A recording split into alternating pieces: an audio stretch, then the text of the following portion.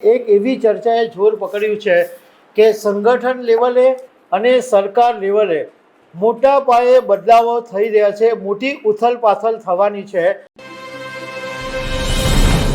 ભારતીય જનતા પાર્ટીના ઇન્ચાર્જ રાષ્ટ્રીય અધ્યક્ષ નીતિન નવીનને બનાવ્યા પછી ભાજપમાં હજુ પણ મોટો હડકંપ ચાલી રહ્યો છે અને એક એવી ચર્ચાએ જોર પકડ્યું છે કે સંગઠન લેવલે અને સરકાર લેવલે મોટા પાયે બદલાવો થઈ રહ્યા છે, મોટી ઉથલપાથલ થવાની છે અને સંભવત જે મોટી ઉંમરના લોકો છે એમને સાઇડલાઇન પણ કરી શકાય એવી પણ એક ચર્ચા ચાલી રહી છે।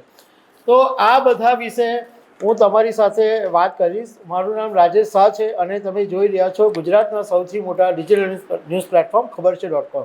બિહારના 3 વખતના કેબિનેટ મંત્રી અને 5 વખતના એમએલએ રહી ચૂકેલા નીતિન નવીનને જ્યારે ભારતીય જનતા પાર્ટીએ ઇન્ચાર્જ રાષ્ટ્રીય અધ્યક્ષ તરીકે જાહેર કર્યા અને એમની ઉંમર માત્ર 45 વર્ષની છે, એ પછી એક એવી ચર્ચાએ જોર પકડ્યું છે કે ભારતીય જનતા પાર્ટીની અંદર એક નવી સ્ક્રિપ્ટ લખાઈ રહી છે અને સંગઠન લેવલે અને સરકાર લેવલે જબરજસ્ત મોટા ફેરફારો આવી રહ્યા છે।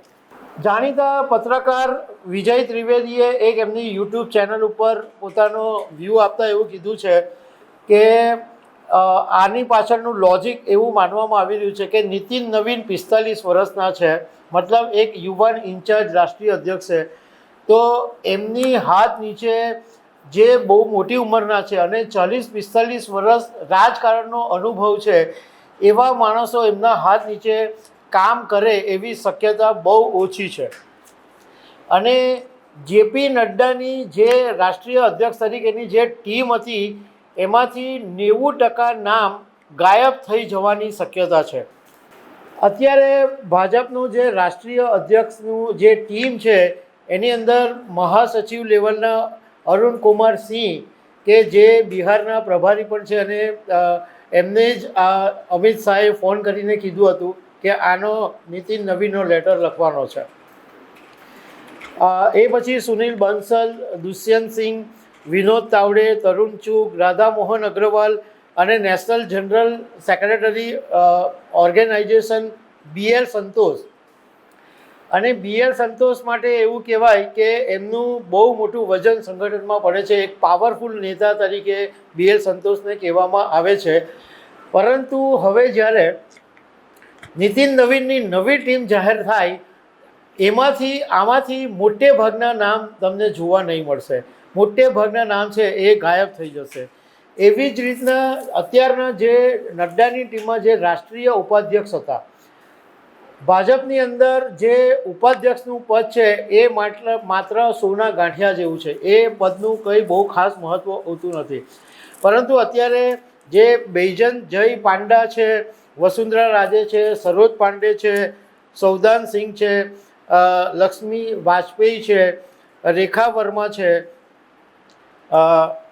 લતા હુસેન છે, આ બધા જે નામો છે એ બધા નામોમાંથી પણ મોટે ભાગના નામો છે એ ગાયબ થઈ જવાની શક્યતા છે અને એક મોટો બદલાવ આવશે અને લગભગ એવું માનવામાં આવી રહ્યું છે કે યંગ ટીમને પ્રાયોરિટી આપવામાં આવી શકે છે।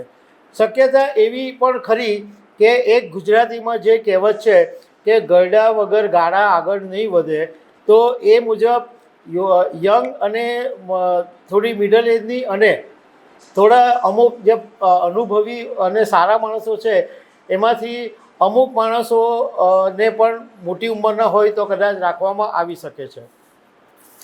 બીજી તરફ મોદી સરકારનું જે મંત્રીમંડળ છે એમાંથી પણ મોટે ભાગના ઘર ભેગા થઈ શકે છે। મોટે ભાગના જે મંત્રીઓ છે એની છુટ્ટી થવાની શક્યતા પર ચર્ચા ચાલી રહી છે અને એમાં પણ જે કેબિનેટ કમિટી છે પ્રધાનમંત્રી નરેન્દ્ર મોદીની, એમાં રાજનાથસિંહ, અમિત સિંહ, નિર્મલા સીતારામન, એસ જયશંકર, આ બધા નામો છે એ નામો રહેશે, એ નામોનો બદલાવ થવાની શક્યતા નથી।